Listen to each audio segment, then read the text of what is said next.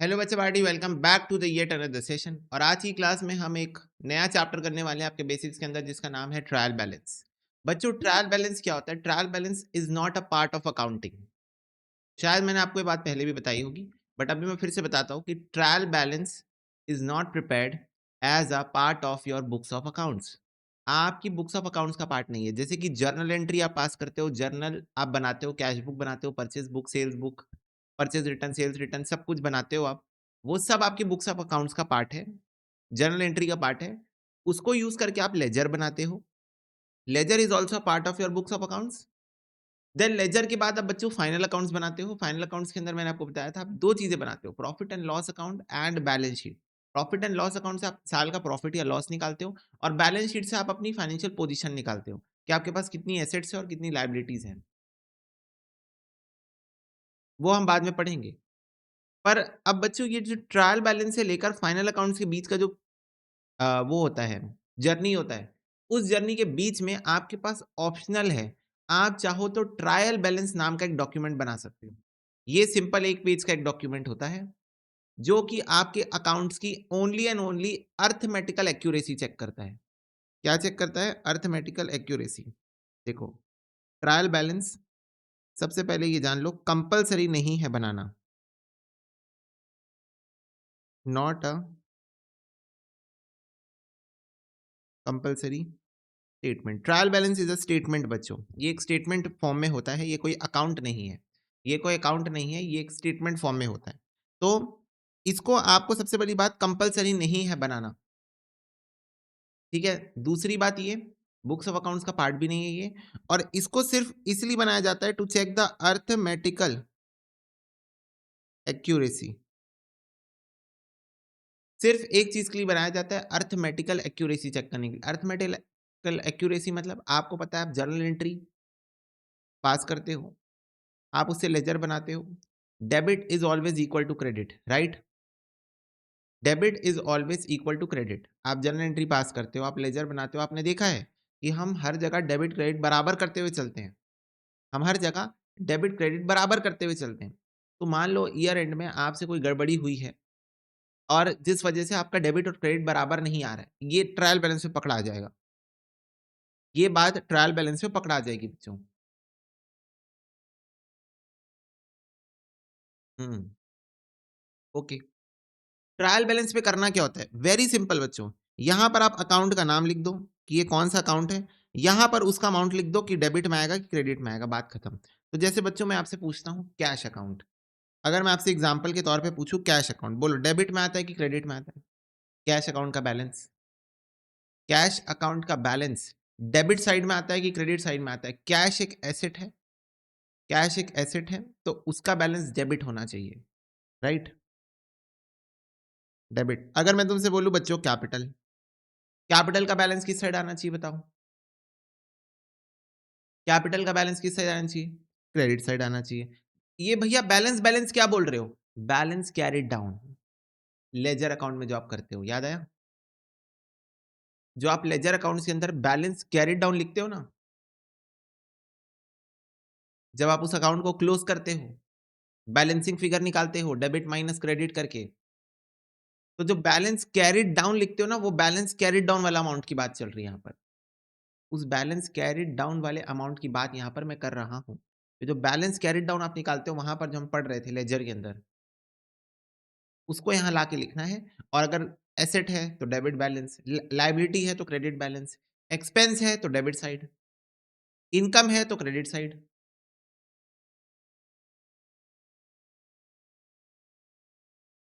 क्या ये बात क्लियर है सबको? बोलो।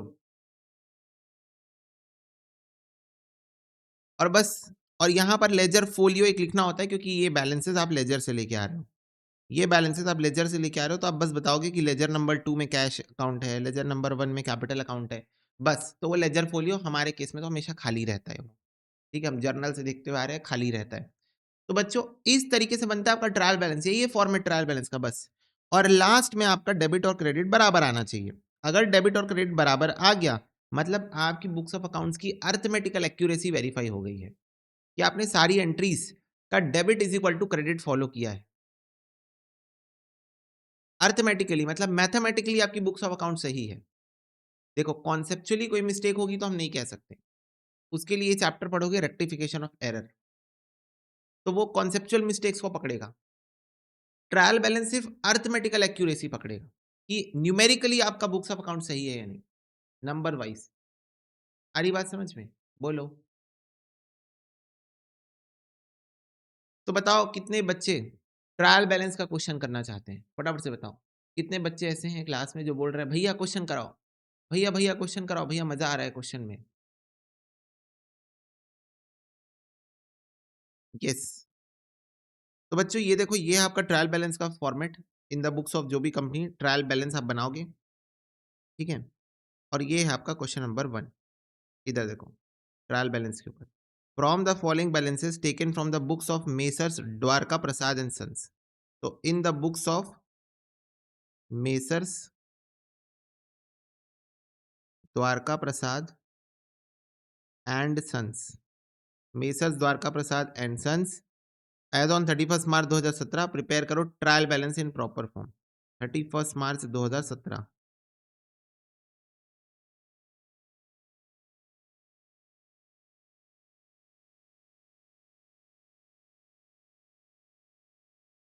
सोल्यूशन नंबर 1 देखो, नेम ऑफ अकाउंट्स और ये उनका अमाउंट है।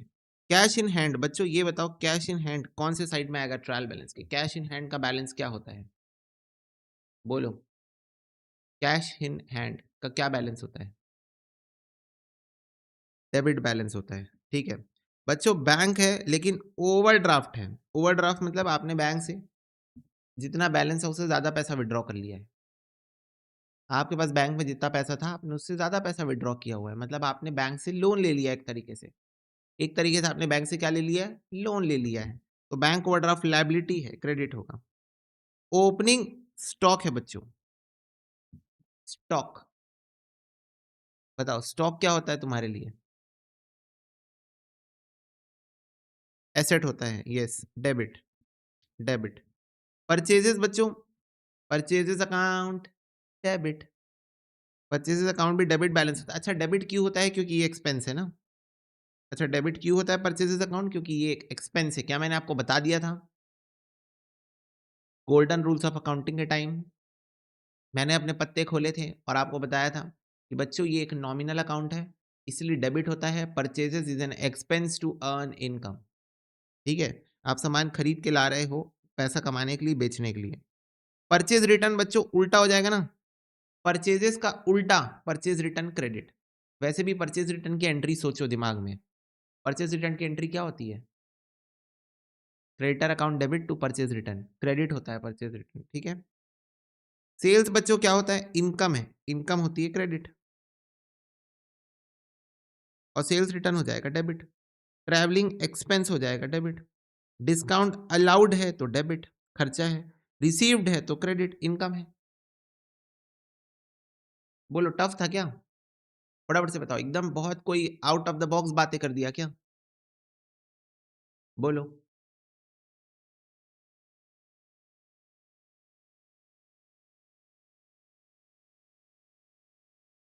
नहीं, ओके।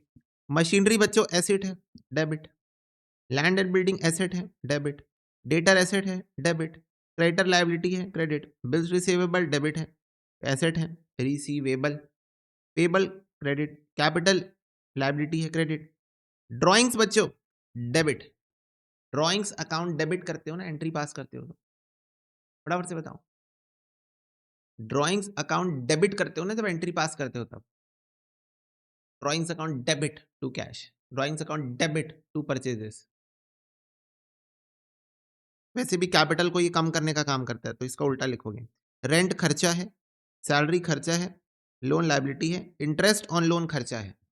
आप लोन पे जो इंटरेस्ट दे रहे हो वो आपकी खर्चा, वो आपका एक्सपेंस है। फटाफट से बताओ बच्चों, बस यही तो करना है, बस यही तो करना है। अब इसको ले जाके ट्रायल बैलेंस में लिखना है, इसको ले जाके ट्रायल बैलेंस में लिखना है। देखो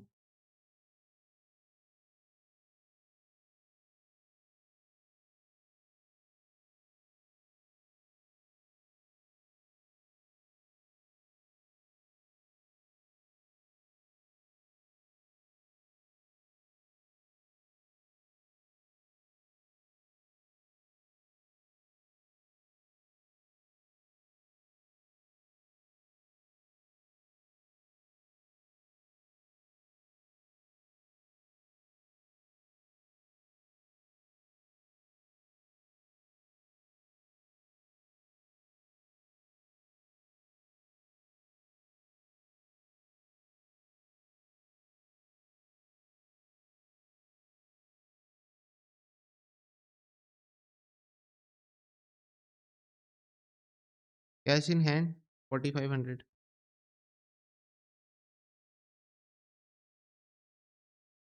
bank overdraft,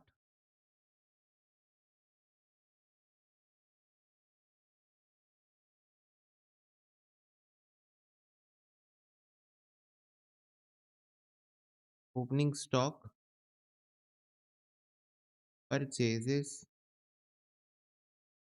purchase return, sales, sales returns,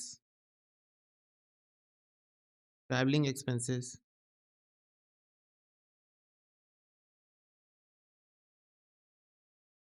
account allowed,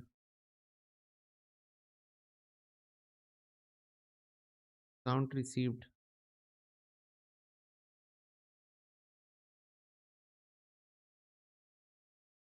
machinery, land and building,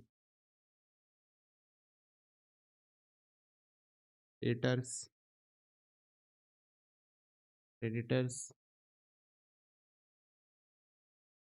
bills receivable, bills payable, capital, drawings, rent, salaries, loan, interest on loan,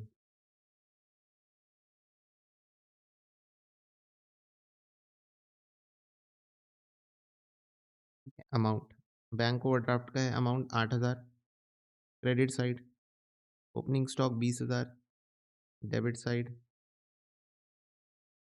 purchases 80000, debit, purchase return 2000, credit, sales 1,30,000, credit, sales return 5000, debit, travelling expenses 1800, debit,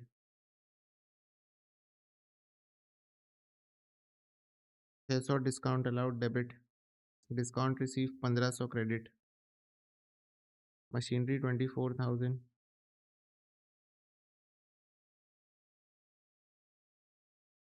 3000 land, 18400 debtor, 8500 creditor, 2850 bills receivable, 1650 bills payable, 60,000 capital, 6000 drawings, 3700 rent, 3600 salary, 10,000 का loan और 1200 का interest on loan. Done.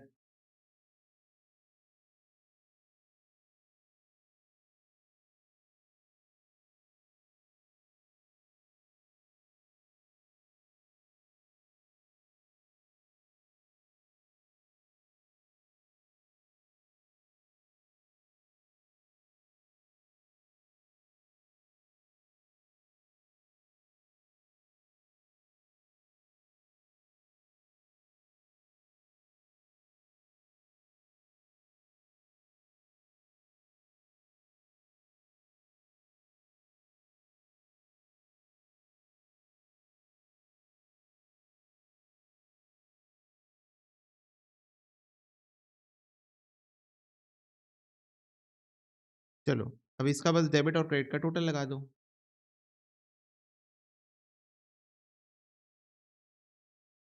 4500, 20,000, 30,000, 5,000, 1800, 600, 24,000, 50,000, 18,400, 2850, 6,000, 3700, 3600, 1200।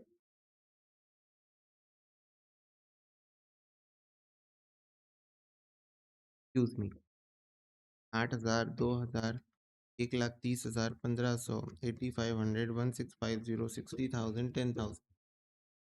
ये देखो, तो बच्चों अगर आपका दोनों साइड सेम आ गया मतलब आपके अकाउंट की अर्थमेटिकल एक्यूरेसी करेक्ट है। आपके सारे मतलब आपके बुक्स ऑफ अकाउंट्स की बेसिकली अर्थमेटिकल एक्यूरेसी जो है यानी कि जो डेबिट और क्रेडिट है वो आपका सही है। ठीक है, अगर आपका डेबिट और क्रेडिट बराबर आ गया तो चलो इसको फटाफट से नोट करो एक कॉपी में।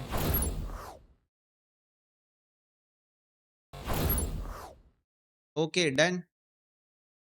यस भैया। चलो बच्चों, नाउ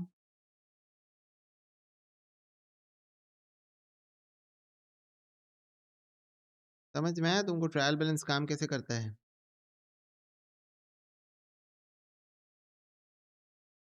बोलो बच्चों, क्या तुमको समझ में आया कि ट्रायल बैलेंस काम कैसे करता है? चलो क्वेश्चन नंबर 2 देखो। Prepare trial balance from the following. बच्चों ओपनिंग स्टॉक दिया है, डेबिट। परचेस खर्चा है, डेबिट। सेल्स इनकम है, क्रेडिट। वेजेस खर्चा है, डेबिट। सैलरी खर्चा है, डेबिट। रिपेयर चार्जेस खर्चा है, डेबिट। कमीशन रिसीव इनकम है, क्रेडिट। डेटर एसेट है, डेबिट। क्रेडिटर लायबिलिटी है, क्रेडिट। कैपिटल लायबिलिटी है, क्रेडिट। ड्रॉइंग्स डेबिट, कैपिटल के अगेंस्ट में। रिटर्न इनवर्ड्स बच्चों, रिटर्न वापस आ रहा है तो ये सेल्स रिटर्न है तो डेबिट होगा। रिटर्न आउटवर्ड्स क्रेडिट होगा, यानी कि purchases return, purchases return credit होगा। ये सेल्स रिटर्न है, ये परचेज रिटर्न है। कैरियज इनवर्ड्स बच्चों, ये भी खर्चा है। कैरियज आउटवर्ड्स, ये भी खर्चा है। भैया कैसे? कैरियज इनवर्ड्स का मतलब होता है जब तुम सामान खरीदने टाइम ट्रांसपोर्टेशन एक्सपेंसेस देते हो। कैरियज आउटवर्ड्स का मतलब होता है जब तुम सामान को बेचते टाइम ट्रांसपोर्टेशन कॉस्ट इनकर करते हो। क्लियर है ये बात? दोनों ही खर्चा है, दोनों ही ट्रांसपोर्टेशन कॉस्ट है। इनवर्ड्स मतलब जब सामान खरीदते टाइम ट्रांसपोर्टेशन कॉस्ट पे करते हो, इनवर्ड्स। और आउटवर्ड्स मतलब जब सामान बेचते हो तो कस्टमर के घर में डिलीवरी करवाते हो, उसमें जो ट्रांसपोर्टेशन कॉस्ट इनकर करते हो, दोनों का खर्चा डेबिट ही है। तो ये दोनों खर्चे ही हैं। फर्नीचर एसेट है, डेबिट। मोटर कार एसेट है, debit. Cash in hand asset है, debit. Bank overdraft liability, credit. Investment asset है, debit. Interest on investment credit होगा, इनकम है। बोलो बच्चों, क्या आपका भी यही है आंसर जो मेरा है? इसका टोटल आ जाएगा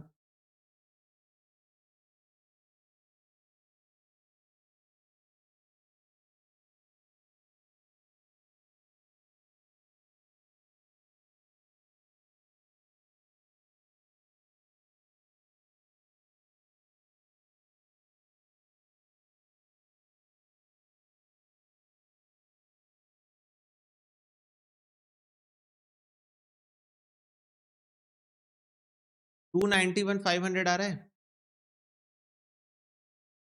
हम्म, तो बच्चों इसका टोटल आएगा 291,500। ठीक है, ओके। तो इसको तुम कॉपी में कर ली होगी? बोलो हाँ। मतलब मुझे लिखवाने की जरूरत तो नहीं है ना ये क्वेश्चन? बोलो बोलो बोलो, प्यारे प्यारे बच्चों, जल्दी जल्दी बोलो। नहीं है ना जरूरत? यस, चलो नेक्स्ट क्वेश्चन नंबर 3। प्रिपेयर करो ट्रायल बैलेंस। बच्चों कैपिटल लायबिलिटी है, क्रेडिट। ड्राइंग्स उसके अगेंस्ट में, डेबिट। डेटर एसेट है, डेबिट। परचेजेस एक्सपेंस है, डेबिट। सेल्स इनकम है, credit. Miscellaneous expenses, debit. Creditor liability है, credit. Land and building asset है, debit. Plant debits. Opening stock debit. Factory expenses खर्चे, खर्चे debit. Purchase return हो जाएगा, credit. Stationery खर्चा डेबिट है, फ्रेट खर्चा डेबिट है। मिसलिनियस रिसिप्ट है तो क्रेडिट हो जाएगा। बैड डेट्स आपके लिए नुकसान है तो डेबिट हो जाएगा। बिल्स रिसेबल एसेट है, डेबिट हो जाएगा। लोन लायबिलिटी है, क्रेडिट हो जाएगा। इंटरेस्ट ऑन लोन खर्चा है तो डेबिट हो जाएगा। कैश इन हैंड एसेट है तो डेबिट। गुडविल बच्चों आपका डेबिट होगा। गुडविल का मतलब होता है मार्केट में आपकी इज्जत, आपके लिए एसेट है। मार्केट में जो आपकी रेपुटेशन होती है, इज्जत होती है, बिजनेस की फ्यूचर अर्निंग कैपेसिटी जिसके ऊपर डिपेंडेंट है। मार्केट में जितनी ज़्यादा इज्जत होगी उतना ज़्यादा फ्यूचर में पैसा कमाओगे। तो मार्केट में जो आपकी इज्जत है, रेपुटेशन है, उसी को बोलते हैं गुडविल, आपकी एसेट है। चलो इसका टोटल बताओ।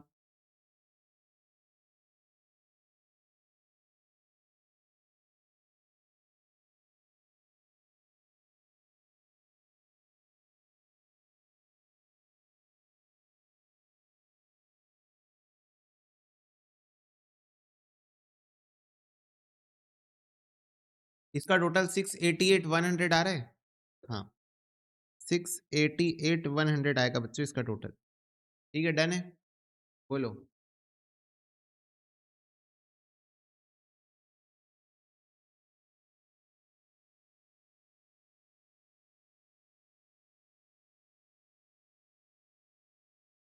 बोलो। यस, चलो next. Debtors debit, creditors credit. Rent and taxes खर्चा, परचेज खर्चा, सेल्स इनकम खर्चा। Return outwards credit, return inwards debit. Expense खर्चा। मोटर व्हीकल एसेट, इलेक्ट्रिसिटी खर्चा। Opening stock debit. Premises asset, fitting asset, furnitures and pictures and fitting asset होता है। Bad dates बच्चों नुकसान, debit. Rent receive from sublet of part of the premises credit. बच्चों rent receive हुआ ना तो credit. Subletting क्या होता है? जैसे मैंने बच्चों ये जगह जो रेंट में लेके रखी है, जहां पर मैं तुम लोग को पढ़ाता हूँ, इस जगह का एक पोर्शन मैंने एक स्टूडेंट को रेंट में दिया हुआ है और वो स्टूडेंट वहां पर बैठ के पढ़ाई करता है। तो जैसे मान लो वो स्टूडेंट यहाँ पर बैठ के पढ़ाई करता है और मैं उससे 1,000 रुपए पर मंथ लेता हूं, तो उसको बोलते हैं सबलेटिंग। क्या बोलते हैं उसको? सबलेटिंग। कि मैंने जो प्रॉपर्टी रेंट में ली है उसको मैं किसी को रेंट में दे दूं, that is known as subletting. समझ में आया? बोलो। मैंने जो जगह रेंट में लेके रखी है मैंने उसको किसी को रेंट में दे दिया, उसको बोलते हैं सबलेटिंग, वहां से मेरे को इनकम हो रही है, तो क्रेडिट। लोन है बच्चों लायबिलिटी, इंटरेस्ट है खर्चा, ड्रॉइंग्स है डेबिट, कैश इन हैंड है डेबिट, और क्लोजिंग स्टॉक नॉट एडजस्टेड यहाँ पर लिखा हुआ है। ठीक है, तो ये मेरे को आपको बताना पड़ेगा। दूसरी बात, इस क्वेश्चन में कैपिटल मिसिंग है, दिख रहा है आपको? बोलो। इस क्वेश्चन में कैपिटल गायब है, दिख रहा है कि नहीं दिख रहा है? फटाफट से बताओ।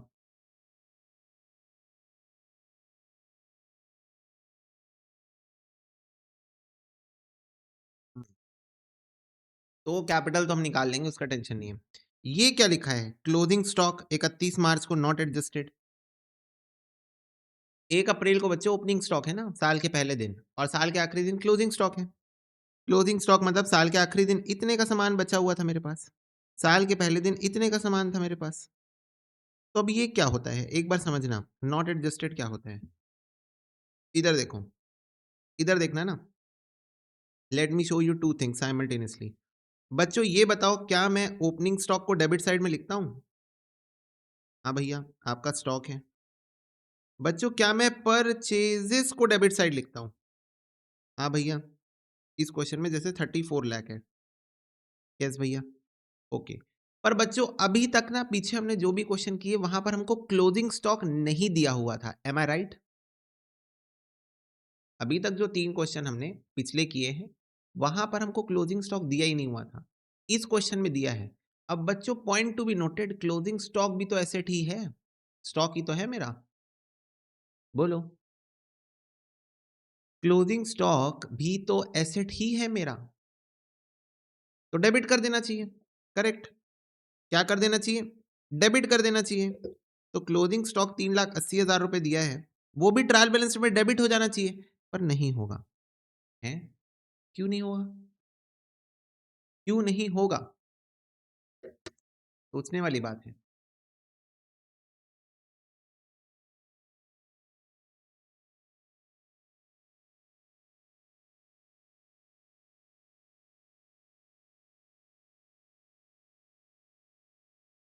नॉट एडजस्टेड क्या?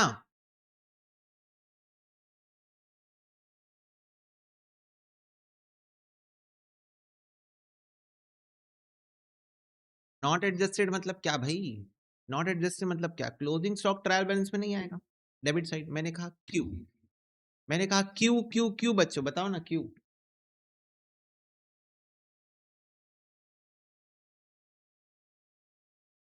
इधर देखो, इधर देखो, इधर देखो। हाँ भैया, ये है तुम्हारा गोडाउन जहां तुम्हारा स्टॉक रखाता है। ये तुम्हारा गोडाउन है जहां तुम्हारा स्टॉक रखाता है। ठीक है, ओके। अरे बेटा, कुछ और रीजन है उसके पीछे, सुनो। यहाँ पर बच्चों इस गोडाउन में ये देखो, क्या फटाफट से बताओ, इस गोडाउन में ऑलरेडी स्टॉक रखा हुआ है? सारे बच्चे बताओ, इस गोडाउन में ऑलरेडी कुछ स्टॉक रखा हुआ है। 1 अप्रैल को इसको बोलते हैं प्यार से ओपनिंग स्टॉक। इसको प्यार से क्या बोलते हैं? ओपनिंग स्टॉक बोलते हैं। तो बच्चों ये ओपनिंग स्टॉक इसमें रखा हुआ है। इस साल के दौरान मैं कुछ परचेज करके लाया, इस साल के दौरान मैं कुछ परचेजेस करके लाया और वो भी स्टॉक आके गोडाउन में रखा गया है, वो भी स्टॉक आके गोडाउन में रखा गया है। ये मैं इस साल के दौरान कुछ परचेज करके लाया। फटाफट से बताओ बच्चों, ओपनिंग स्टॉक प्लस परचेजेस रखा हुआ है यहाँ पर। ओपनिंग स्टॉक प्लस परचेजेस यहां पर रखा हुआ है क्या? बोलो। यस। अब बच्चों ये जो मैं सामान खरीद के लाया, इसमें से कुछ सामान डेफिनेटली इस बार बिक गया, सामान सेल करोगे कि नहीं करोगे, कि रखोगे सजा के? नहीं, हम तो सजा के रखते हैं इसको।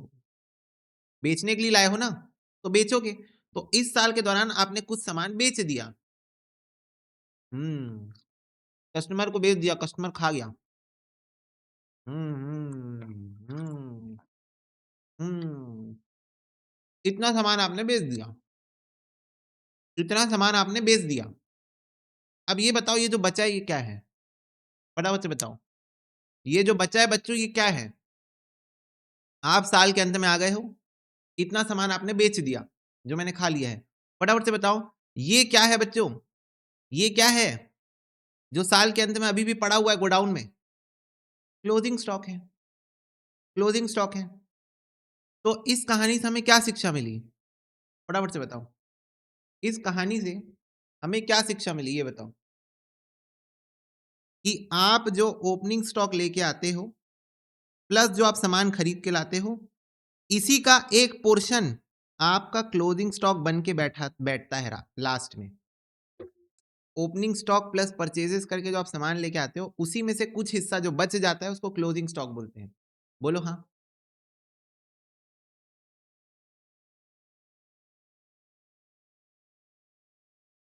तो बच्चों ये बताओ, आपके पास इतना ओपनिंग स्टॉक था, इतना आप खरीद के लाए, ठीक है? तो दोनों मिला के दोनों मिला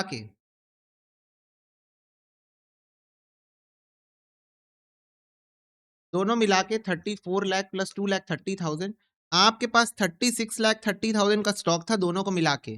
तो इसी में से 3,80,000 का क्लोजिंग स्टॉक पड़ा हुआ है ना? फटाफट से बताओ, इसी में से, इसी के अंदर का 3,80,000 रुपए का स्टॉक अभी आपके पास एज अ क्लोजिंग स्टॉक पड़ा हुआ है ना? अभी आपने एग्जाम्पल देखा है, अब डिनाई नहीं कर सकते। अब आप डिनाई नहीं कर सकते, आपको मैंने एग्जाम्पल दिखा दिया अभी, जस्ट अभी एग्जाम्पल दिखाया कि जो आप ओपनिंग स्टॉक प्लस सामान खरीद के लाए हो उसी का एक पोर्शन बचा हुआ है जिसको आप क्लोजिंग स्टॉक बोल रहे हो। तो मुझे एक बात बताओ, जब तुमने जब तुमने ओपनिंग स्टॉक और परचेजेस को यहां डेबिट कर दिया है, जब तुमने ओपनिंग स्टॉक का पूरा अमाउंट 2,30,000 और परचेजेस का पूरा अमाउंट 34 लाख ट्रायल बैलेंस में डेबिट कर दिया है, तो तुम्हें नहीं लगता कि इन दोनों के अंदर ही तो क्लोजिंग स्टॉक का अमाउंट है?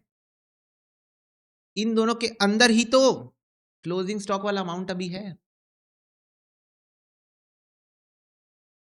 तो क्लोजिंग स्टॉक जब इन दोनों के अंदर ही है और फिर आप फिर से क्लोजिंग स्टॉक के नाम पर एक बार और डेबिट कर दोगे, तो ये अमाउंट बच्चों दो दो बार डेबिट नहीं हो गया? एक बार इसके अंदर ही बैठा हुआ है, फिर से आपने डेबिट कर दिया यहां पर। क्लोजिंग स्टॉक जब इन दोनों के अंदर ही इंक्लूडेड है, इसके अंदर इंक्लूडेड है, इसी का एक पोर्शन बचेगा, इसी का एक पोर्शन बचेगा जो क्लोजिंग स्टॉक बनेगा। तो अगर आप क्लोजिंग स्टॉक दोबारा लिख दिए डेबिट साइड, अगर आप क्लोजिंग स्टॉक दोबारा लिख दिए डेबिट साइड, क्लोजिंग स्टॉक को आपने डेबिट कर दिया, तो फिर गड़बड़ी हो गई ना? बोलो यस और नो।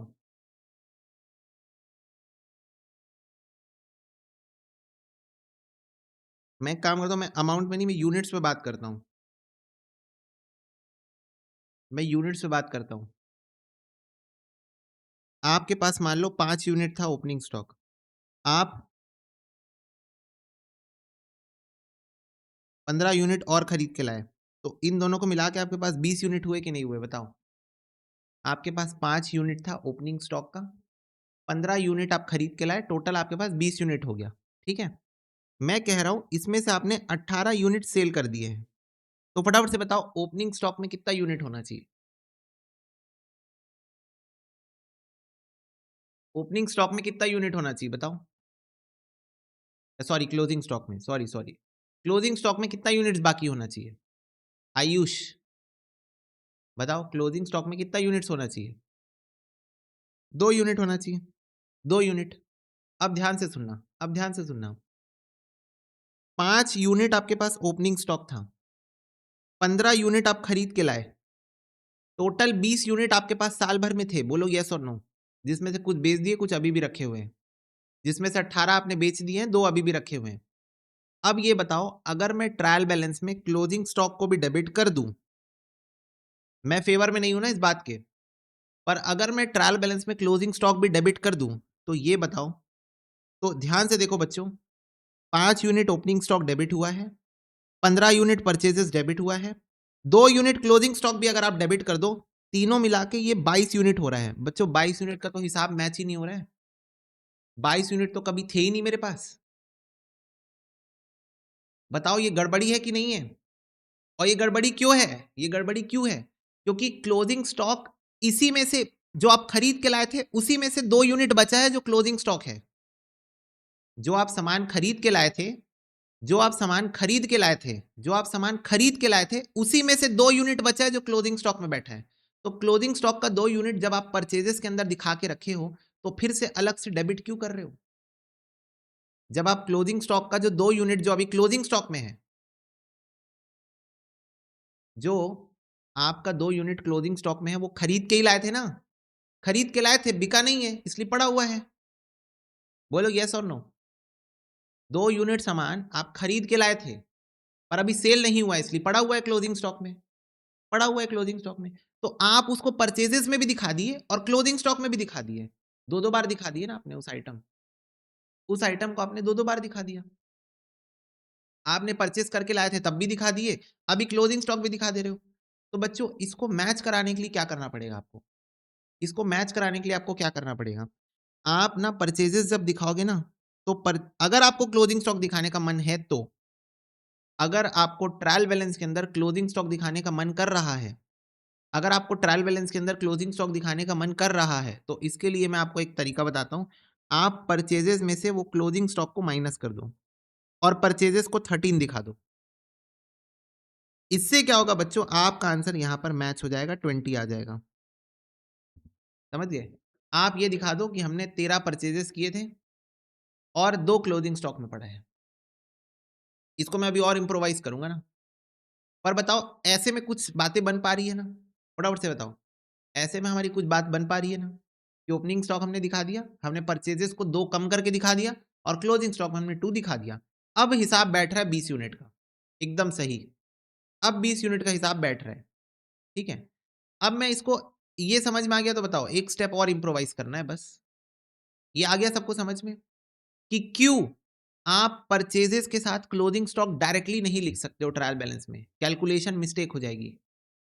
समझ गए ना? आप क्यों डायरेक्टली नहीं लिख सकते? कैलकुलेशन मिस्टेक हो जाएगी। क्यों नहीं लिख सकते? समझ में आ गई ये बात? With absolute common sense. Yes.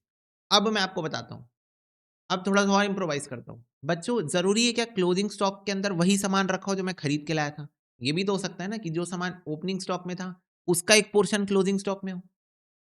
होने के लिए तो दोनों में से किसी का भी पोर्शन अभी भी पड़ा हुआ हो सकता है ना, कि ओपनिंग स्टॉक का कोई आइटम था, बिका ही नहीं, परचेज का कोई आइटम था, बिका ही नहीं। तो इसीलिए जब ये वाली कैलकुलेशन करते हैं तो बस कुछ नहीं करते, ये वाली कैलकुलेशन को एक साथ करते हैं। एक साथ मतलब इसको हम बोलते हैं एडजस्टेड परचेजेस।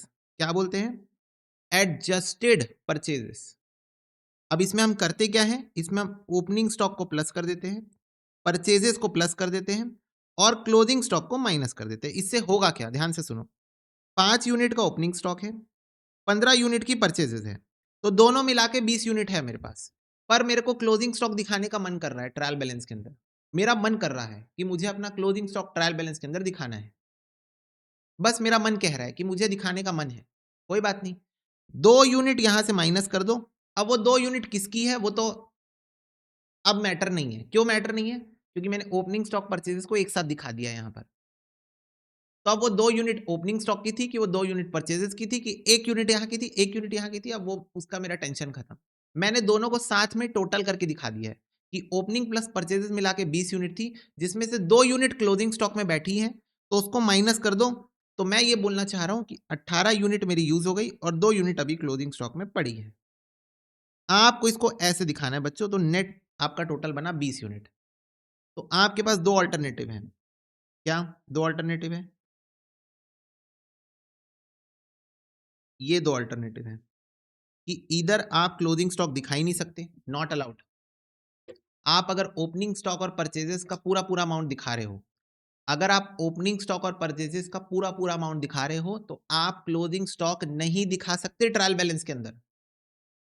और अगर आपको क्लोजिंग स्टॉक दिखाने का मन है तो उसके लिए आप पहले इस परचेजेस को एडजस्ट करो, ओपनिंग स्टॉक प्लस परचेजेस को एडजस्ट करो। कैसे एडजस्ट करो? ओपनिंग स्टॉक प्लस परचेजेस में से क्लोजिंग स्टॉक को माइनस कर दो, क्योंकि आप यहाँ क्लोजिंग स्टॉक 2 माइनस किए और यहाँ आपने 2 दिखा दिया, तो घूम फिर के आएगा वही 20 यूनिट्स, घूम फिर के 20 यूनिट्स ही आ जाएगा, पर उससे आप क्लोजिंग स्टॉक को ट्रायल बैलेंस के अंदर दिखा पाओगे। क्या ये बात सबको समझ में आ गई? तो you have 2 alternatives for presentation of trial balance. 2 alternative है आपके पास, ठीक है? फटाफट से बताओ, समझ में आ गई ये बात सबको?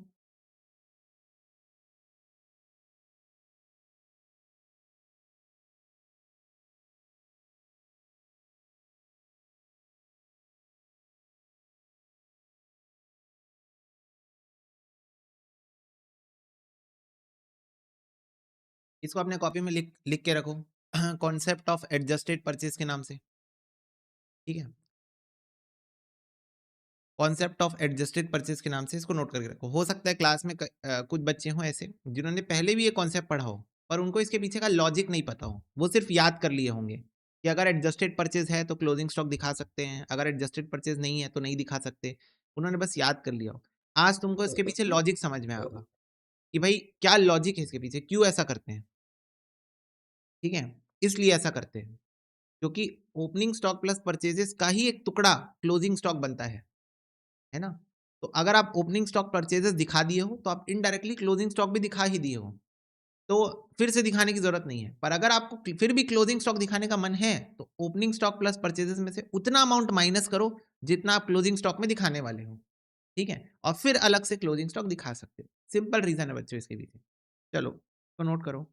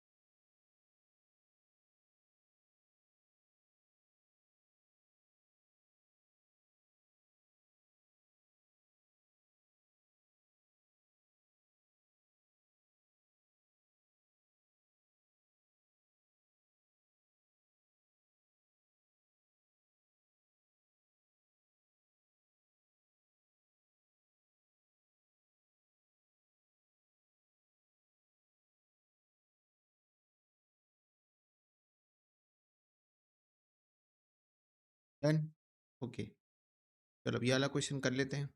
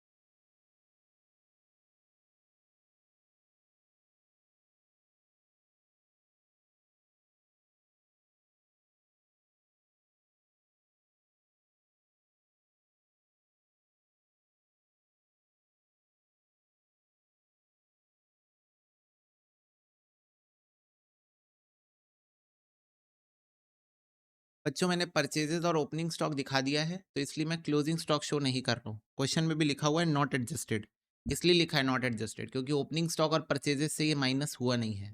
तो पूरा पूरा अमाउंट दिखा दिए, तो क्लोजिंग स्टॉक दिखाने की जरूरत नहीं है इस क्वेश्चन में। ठीक है, ट्रायल बैलेंस के अंदर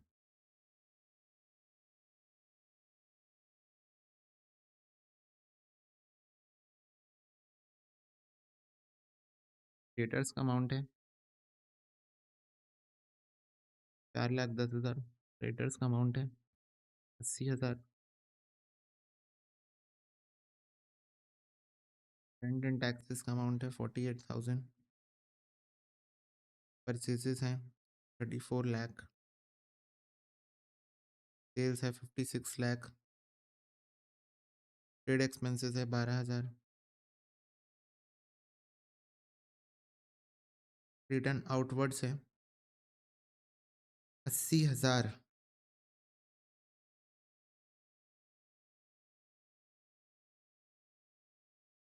इनवर्ड्स है 1,20,000, 4,000 के एक्सपेंसेस, 6.5 लाख का व्हीकल, 25,000 का electricity, opening stock 2,30,000, premises 12 lakh. Premises मतलब वो जगह जहाँ बिजनेस करते हो, आपके बिजनेस प्रीमाइसेस। ठीक है, जहाँ अपना बिजनेस करते हो, दुकान, जैसे आपका दुकान आपका प्रीमाइसेस है।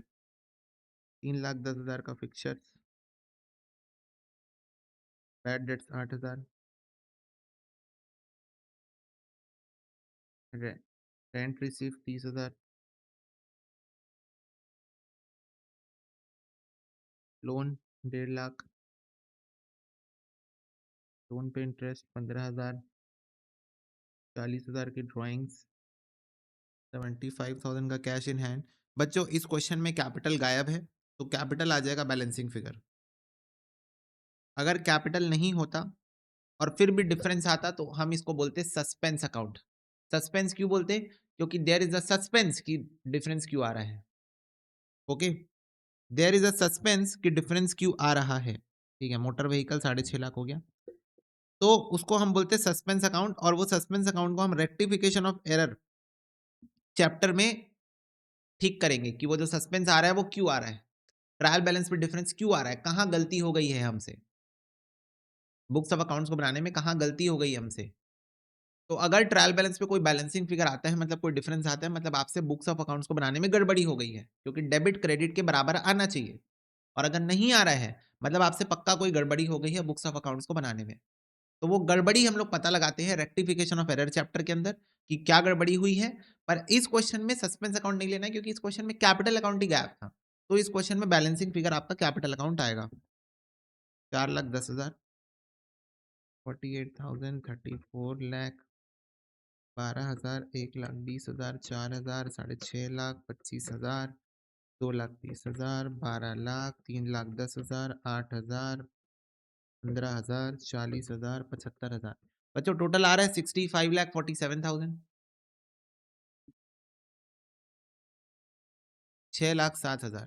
ठीक है, कैपिटल आ रहा है 6,07,000, बैलेंसिंग फिगर टोटल आ रहा है 65,47,000।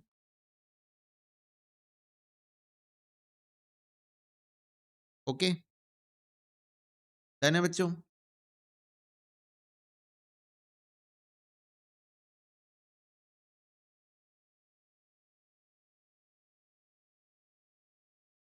यस, ये था आपका क्वेश्चन नंबर 4।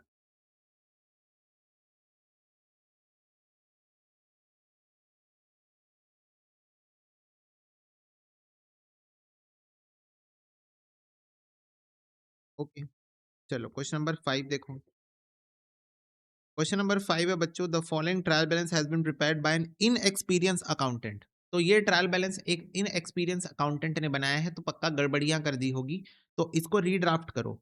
तो है ट्रायल बैलेंस, इसको रीड्राफ्ट करना है। लैंड एंड बिल्डिंग बच्चों डेबिट में दिखाया है, सही है क्या? इसने land and building, plant and machinery, wages को डेबिट में दिखाया है, सही है। डिस्काउंट अलाउड को बच्चों क्रेडिट में दिखा के रखा है, सही है या गलत है बताओ? डिस्काउंट अलाउड, हमने अपने कस्टमर को जो डिस्काउंट दिया है उसको क्रेडिट में दिखा के रखा है, गलत है ये।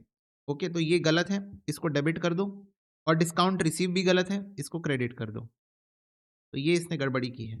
परचेजेस को डेबिट दिखाया, सही है। सेल्स क्रेडिट सही है। रिटर्न इनवर्ड्स बच्चों डेबिट होता है, सेल्स रिटर्न है, सेल्स रिटर्न है, तो यहाँ इसने गड़बड़ी की है। रिटर्न आउटवर्ड्स क्रेडिट होगा, परचेजेस रिटर्न क्रेडिट होता है। ओपनिंग स्टॉक डेबिट में दिखाया, सही है। डेटर सही है, क्रेडिटर सही है। कैरियज ऑन सेल्स बच्चों डेबिट ही होगा, खर्चा ही होता है ये भी। कैरियज आउटवर्ड्स खर्चा होता है, ये कैरियज सही है। इंश्योरेंस सही है, जनरल एक्सपेंसेस सही है, कैश इन हैंड सही है। बैंक ओवरड्राफ्ट इसने गलत कर दिया है, क्रेडिट होगा, ठीक है। कैपिटल सही है, ड्राइंग्स इसने गलत कर दिया, डेबिट होगा। डन बच्चों, बताओ हो गया ना? Correct correct. तो बताओ अब टोटल कितना आ रहा है?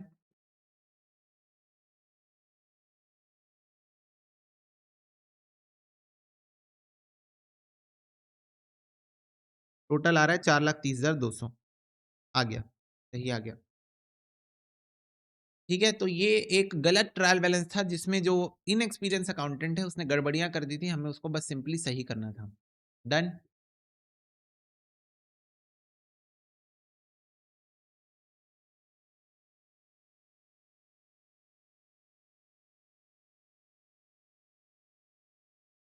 यस, ओके, चलो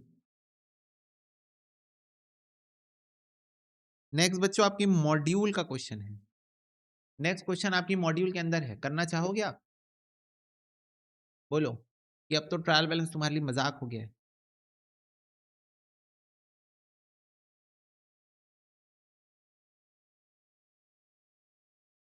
मॉड्यूल का क्वेश्चन है, देखो। From the following ledger account balance prepare करो trial balance of mister Sin for the end 31 March 2024। Capital दिया है बच्चों, क्रेडिट, कैपिटल क्रेडिट,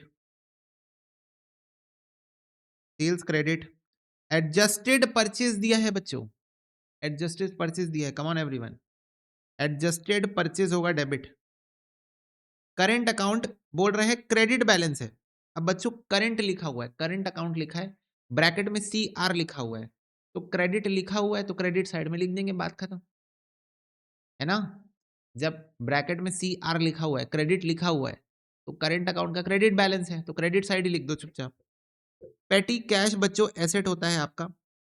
पेटी कैश मतलब चिटर पिटर कैश का बैलेंस, तो कैश तो एसेट ही होता है, चाहे चिटर पिटर हो चाहे मेन कैश हो, डेबिट। सेल्स लेजर का बैलेंस बच्चों, सेल्स लेजर का बैलेंस मतलब इस साल की, फटाफट से बताओ तुम्हारे सेल्स लेजर में जो बैलेंस दिख रहा है वो क्या है बेसिकली, बोलो।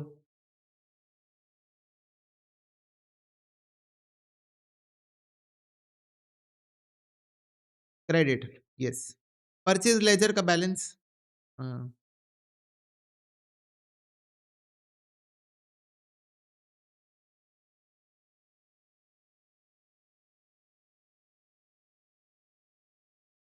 Stock interest accrued investment. Okay, चलो एक काम करो, इसको कॉपी में ही बना लो।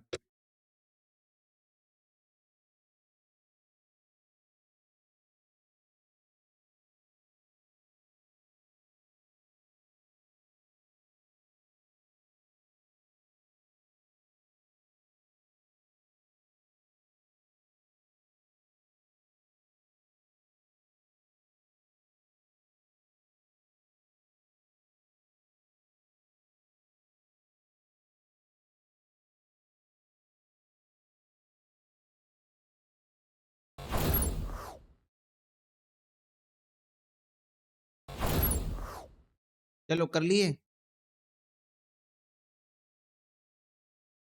हो गया सॉल्व।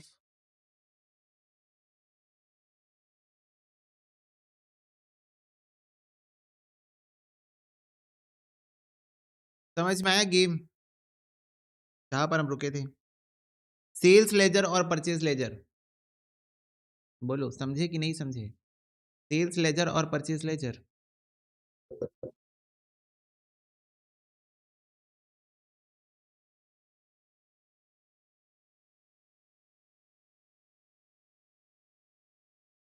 बोलो।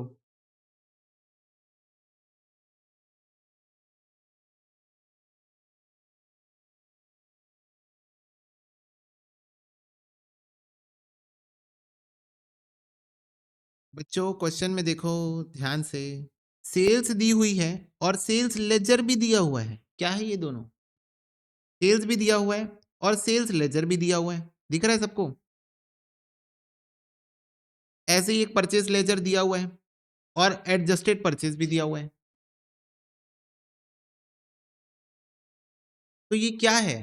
तो बच्चों सेल्स लेजर बैलेंस, आप ध्यान से देखो, 1,20,000 रुपए और परचेज लेजर बैलेंस 60,000 रुपए दिया हुआ है। एक्चुअली ये डेटर और क्रेडिटर का बैलेंस दिया हुआ है, इसलिए इस पॉइंट पे आके मैं रुका था। You have to interpret, you have to interpret. अगर एग्जाम में डायरेक्टली ये क्वेश्चन तुम्हारे सामने आता तो तुम इसको कैसे टैकल करते? सेल्स लेजर बैलेंस और purchase ledger balance, ledger balance यहां पर इंस्टीट्यूट डेटर और क्रेडिटर की बात कर रही है। आपको क्वेश्चन में सेल्स यहां पर दिया हुआ है 10 लाख रुपए, तो फिर ये अलग से जो सेल्स लेजर और साथ में एक वर्ड लगा हुआ है बैलेंस, इसका मतलब ये है कि आपने जो सेल्स की है, आपने जो सेल्स की है उसका बैलेंस आपको दिखाया जा रहा है। सेल्स कौन सी सेल्स? क्रेडिट सेल्स, ये आपका डेटर का बैलेंस है। तो sales ledger balance is basically your debtor और purchase ledger balance is your creditor. तो आपको डेटर और क्रेडिटर का बैलेंस यहाँ पर दिया हुआ है और आपको अमाउंट देख के समझ जाना चाहिए था वैसे तो।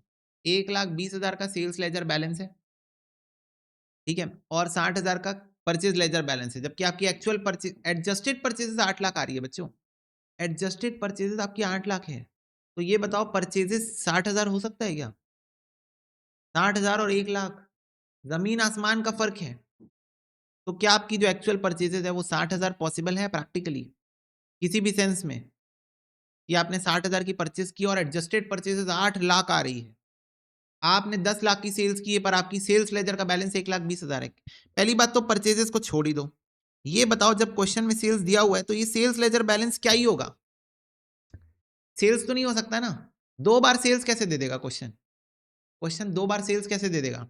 एक बार सेल्स लेजर बैलेंस। तो आपको यहाँ पर समझना पड़ेगा, इंटरप्रेट करना पड़ेगा। हालांकि ये वर्डिंग गलत यूज हुई है, सेल्स लेजर बैलेंस पढ़ के डेटा समझ में नहीं आ रहा है, तो यहाँ पर थोड़ा सा थमना पड़ेगा और दिमाग लगाना पड़ेगा। थोड़ा सा पॉज लेना पड़ेगा और दिमाग लगाना पड़ेगा कि जब सेल्स दी है तो what is sales ledger balance. Absolute debtor assume किया इंस्टीट्यूट ने इसको, ये डेटर है और परचेज लेजर तुम्हारा क्रेडिटर है, ठीक है। तो ये एक ही क्वेश्चन है तुम्हारे मॉड्यूल के अंदर और एक ही क्वेश्चन में थोड़ा सा ट्विस्ट है, ठीक है बच्चों। अब होप आपको समझ में आ गया होगा। तो ये डेबिट हो जाएगा और परचेज लेजर यानी कि क्रेडिटर क्रेडिट हो जाएगा। सैलरी बच्चों आपकी डेबिट होगी, कैरियज इनवर्ड्स डेबिट होगा, कैरियज आउटवर्ड्स भी डेबिट होगा।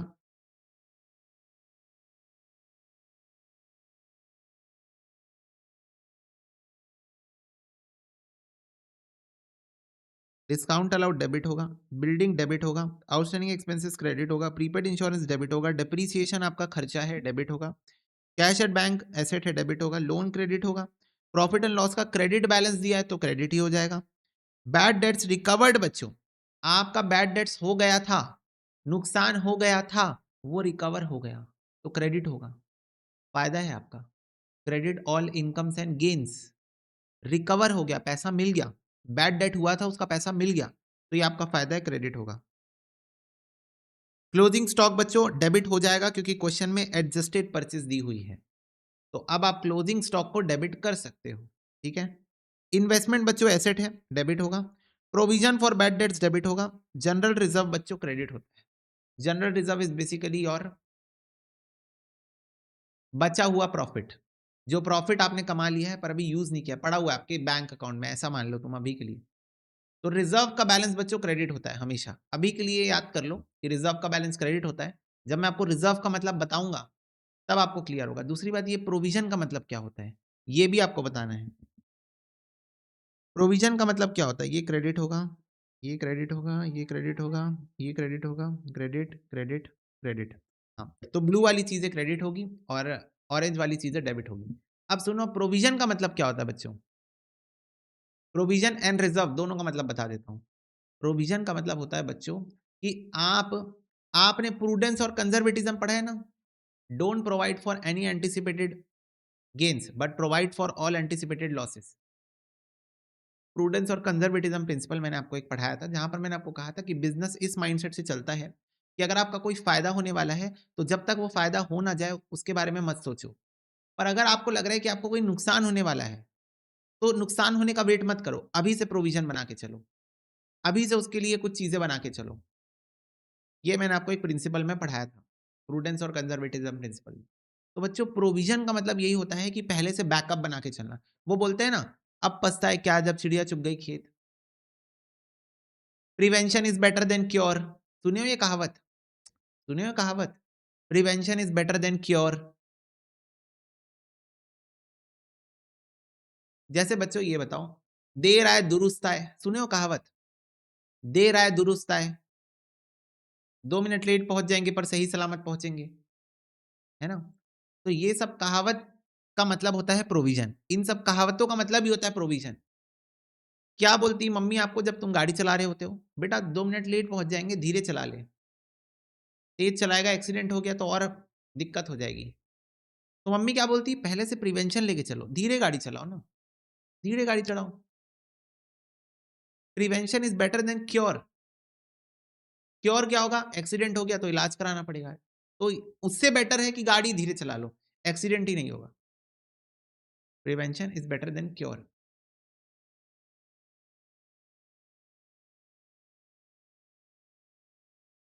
तुमने क्या सोचा? यार ये तो 11th-12th हम कॉमर्स स्ट्रीम के बच्चे हैं, 11th-12th वाला अकाउंट्स आता है, सीएमए फाउंडेशन में कौन क्लास ले? तुमने क्लास नहीं ली, तुमने क्लास नहीं की, तुमने बस जाके एग्ज़ाम में दे दिए, एग्ज़ाम में फेल हो गए तुम। तो अटेम्प्ट लग गया ना फाउंडेशन में, तो अब उसका क्योर करना पड़ेगा। अब उसका क्योर करना पड़ेगा। उससे बेटर कुछ बच्चे सोचे छोड़ यार एक क्लास खरीद लेते हैं, है ना? पैसा देना ज़्यादा बेटर है एज़ कम्पेयर टू फेल होना। तो तुमने क्या लिया? प्रिवेंशन। तुमने क्या लिया? प्रिवेंशन। कि नहीं यार क्लास ले लेते हैं भाई प्रॉपर अच्छे से पढ़ाई कर लेते हैं, फेल हो गए तो दिक्कत हो जाएगी। तो prevention is better than cure. तो प्रोविज़न का मतलब बच्चों यही होता है। प्रोविज़न का मतलब क्या होता है कि आपको ऐसा लग रहा है कि आपका बैड डेट होने वाला है, ₹6000 का। आपको ऐसा लग रहा है, हुआ नहीं है, हुआ नहीं है, हुआ नहीं है। पर आपको ऐसा लग रहा है कि आपका बैड डेट हो जाएगा 6000 का। पास्ट एक्सपीरियंस बोल रहा है आपका कि ₹6000 का आपको बैड डेट्स हो सकता है। तो आपने अभी से ही प्रोविज़न बना लिया फॉर बैड डेट्स।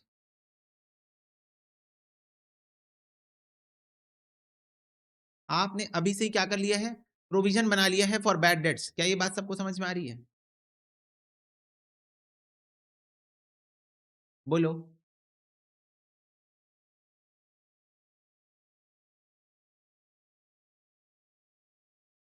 यस। तो बच्चों ये बैड डेट नहीं है। ये बैड डेट नहीं है। ये प्रोविज़न है for bad dates. This is not your bad debts. This is not your bad debts. This is the provision for bad dates. तो मुझे एक बात बताओ, तुमने इसको डेबिट किया होगा बोलो हाँ। मैंने इसलिए ऑरेंज से हाइलाइट किया है इसको। इसलिए मैंने इसको ऑरेंज कलर से हाइलाइट किया है। तुमने बोला कि चलो ठीक है बैड डेट नहीं है पर ये प्रोविज़न है फॉर बैड डेट। ये प्रोविज़न है फॉर बैड डेट। तुमने इसको डेबिट किया होगा।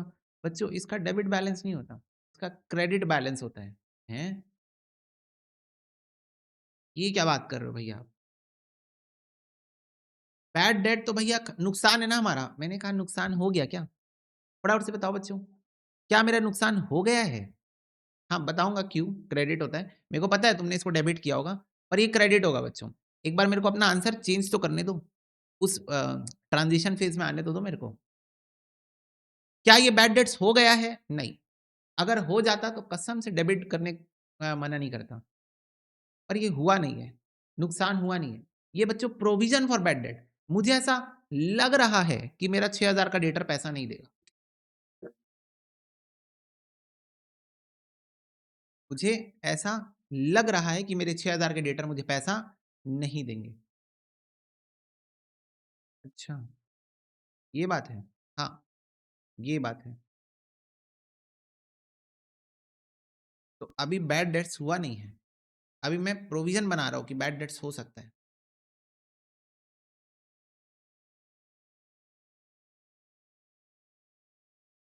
₹6000 का, ठीक है? तो बच्चों जब प्रोविज़न हम बनाते हैं ना, जब हम प्रोविज़न बनाते हैं ना, तो हम हमारी जो एंट्री होती है वो ये होती है। Profit and loss account debit to provision for bad debts account ₹6000। ये हमारी एंट्री होती है, profit and loss account debit to provision for bad debts account. अब ये एंट्री मैं तुमको अभी बता दिया, क्यों? क्योंकि जिन बच्चों को इसका आइडिया होगा वो बच्चे कम से कम समझ जाए। मेजॉरिटी को इसका आइडिया ही नहीं होगा। जो लोग देख रहे होंगे, पहली बार बेसिक्स देख रहे होंगे, नॉन कॉमर्स बैकग्राउंड के, उनको तो आइडिया भी नहीं होगा कि ऐसा कुछ होता है। पहले ये बताओ जिनको इसका आइडिया है, क्या तुमको समझ में आ गया कि प्रोविजन का क्रेडिट बैलेंस होता है? ये अकाउंट क्रेडिट हो रहा है, इसका मतलब इसका क्रेडिट बैलेंस होता है। इसका मतलब इस अकाउंट का क्या होता है? क्रेडिट बैलेंस होता है। तो आपने जो डेबिट किया है उसको प्यार से हटा के क्रेडिट कर दो उस बैलेंस को। तो जिसने पढ़ा है उसको समझ में आ गया होगा इसका क्रेडिट बैलेंस होता है। अब जिसने नहीं पढ़ा है उसको मैं किसी और भाषा में बताऊंगा। अब जिसने नहीं पढ़ा है वो इस तरीके से समझो कि आपको लॉस हुआ है, हो सकता है, sorry, loss due to bad debts, ऐसा आप सोच रहे हो, आपको हो सकता है, अकाउंट डेबिट। तो बच्चों लॉस तो डेबिट होता है ना? एक बार बता दो बस मेरे को, लॉस डेबिट होता है कि नहीं होता है? और debit all expenses and losses. तो मैं ये कह रहा हूं ऐसा, रियल लाइफ में ऐसा नहीं होगा। रियल लाइफ में वैसा होगा जो मैंने अभी मिटा दिया है। मैं आपको समझाने के लिए बता रहा हूं अभी। Loss due to bad debts account debit, ठीक है, आपका लॉस हो सकता है, ठीक है। टू, अब ये बताओ लॉस का मतलब क्या है? कि 6,000 रुपए का डेटर आपको पैसे नहीं देगा, बोलो हाँ। यही है ना लॉस का मतलब, कि 6,000 रुपए का डेटर आपको पैसे नहीं देगा, नहीं देगा, भाग जाएगा। तो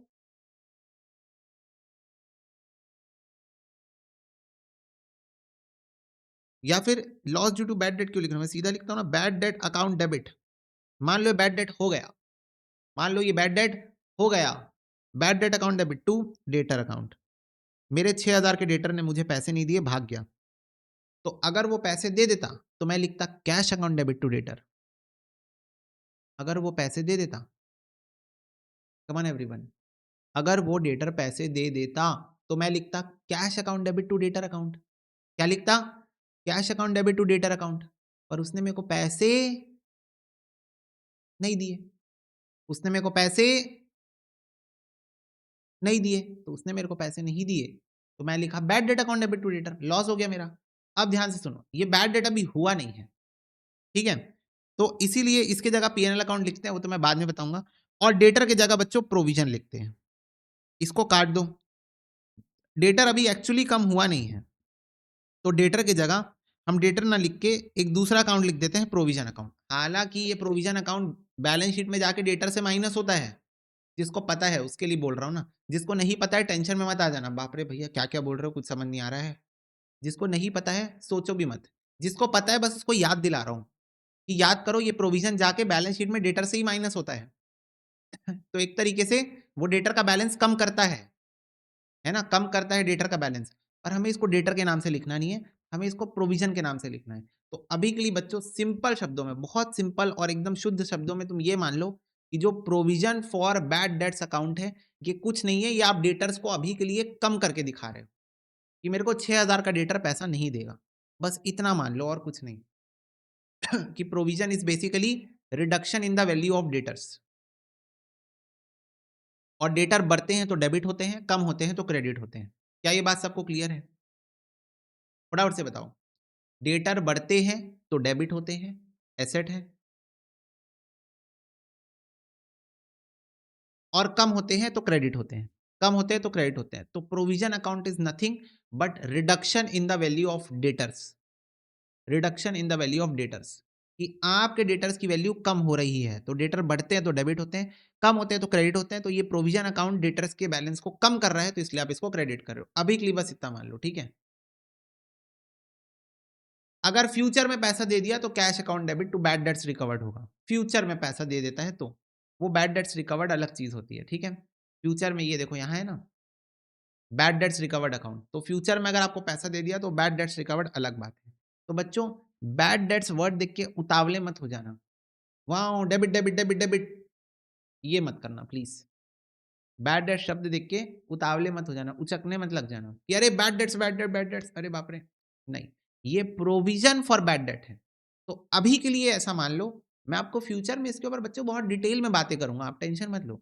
अभी के लिए बस सिंपल सी बात ये है, और ये ऐसा नहीं बोल रहा हूँ कि मान लो, ये रियलिटी है, ये this is what reality is, कि provision is nothing but reduction in the value of debtors, because आपको ऐसा लग रहा है कि डेटर पैसा नहीं देगा।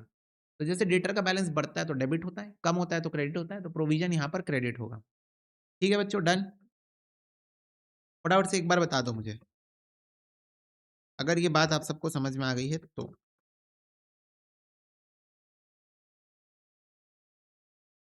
मुझे कोई बताएगा टोटल कितना आ रहा है?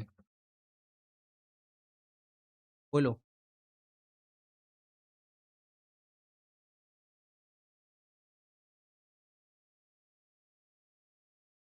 फटाफट से बताओ टोटल कितना आ रहा है?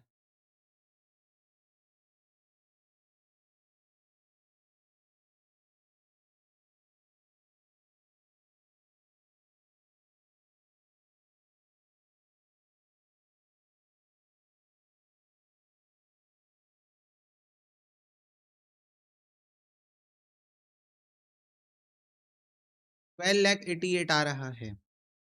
12,88,000।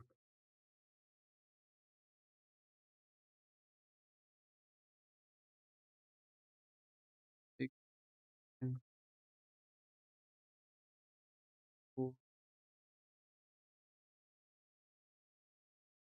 420, 12,88,000। एक सेकेंड।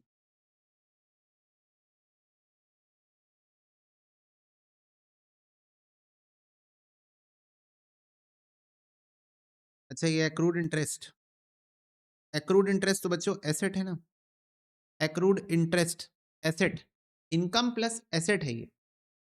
एक्रूड इंटरेस्ट आपने कमा लिया है पर आपको मिला नहीं है, तो बैलेंस शीट में एसेट दिखेगा ना? बोलो यस और नो। एक्रूड इंटरेस्ट आपने कमा लिया है पर आपको मिला नहीं है, मिल गया होता तो कैश अकाउंट डेबिट हो जाता, नहीं मिला है तो बैलेंस शीट में एसेट बन के बैठेगा। एक्रूड इंटरेस्ट बोलो हाँ, एक्रूड इंटरेस्ट बैलेंस शीट में एसेट बन के बैठेगा। बोलो यस और नो।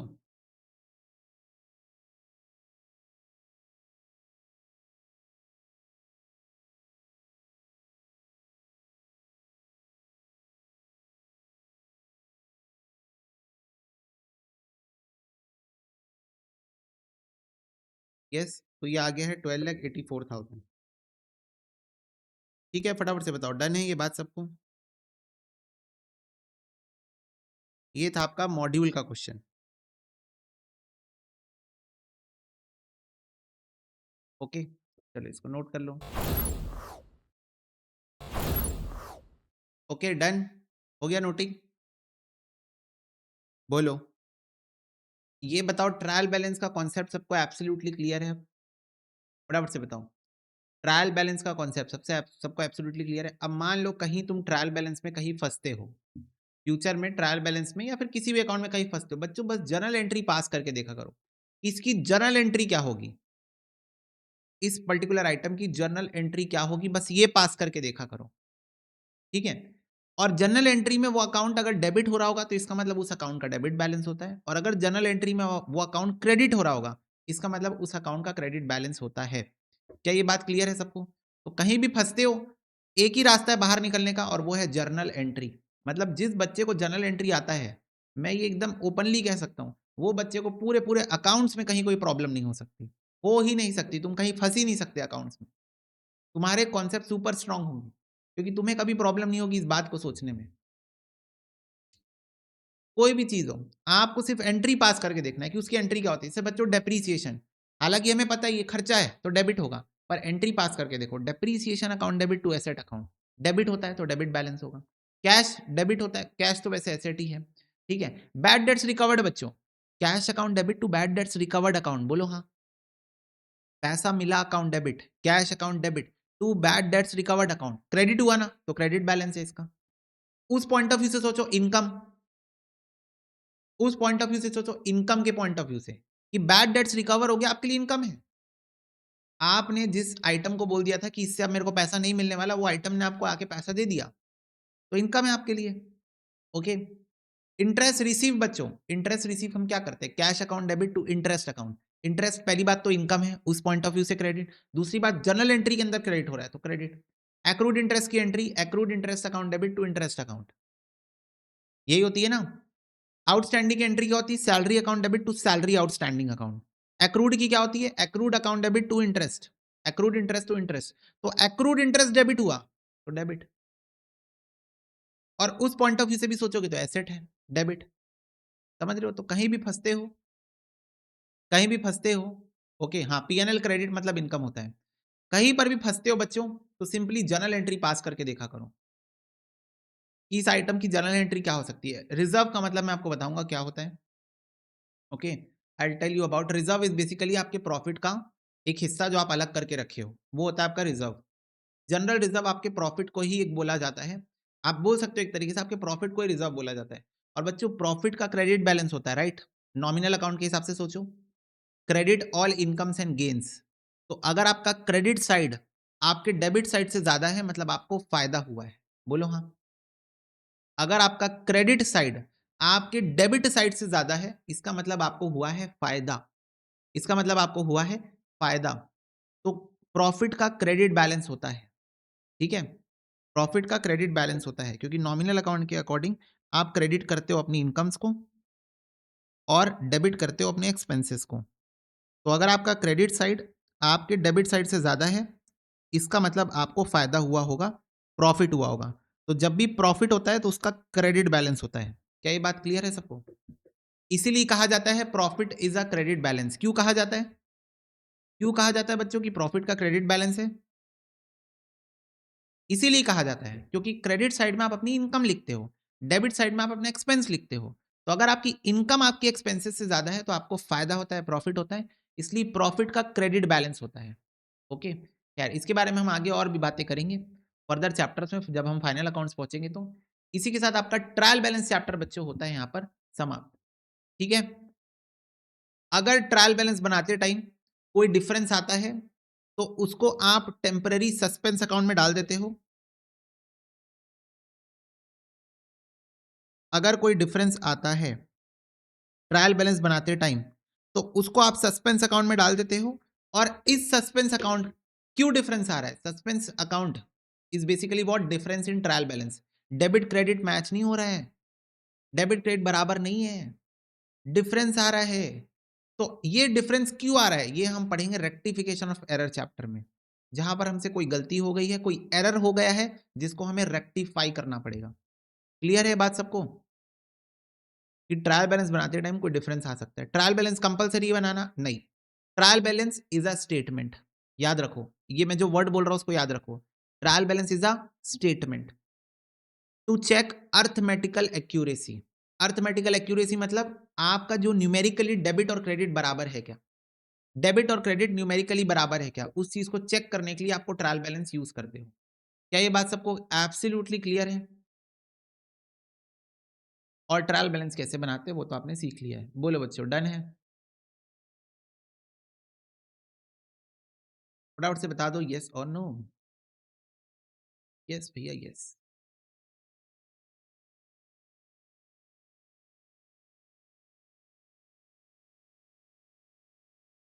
ओके, तो इसी के साथ बच्चों हमारा ट्रायल बैलेंस चैप्टर समाप्त होता है। हम नेक्स्ट क्लास में आपका न्यू चैप्टर के साथ मिलेंगे, तब तक के लिए God bless you, take care and bye bye.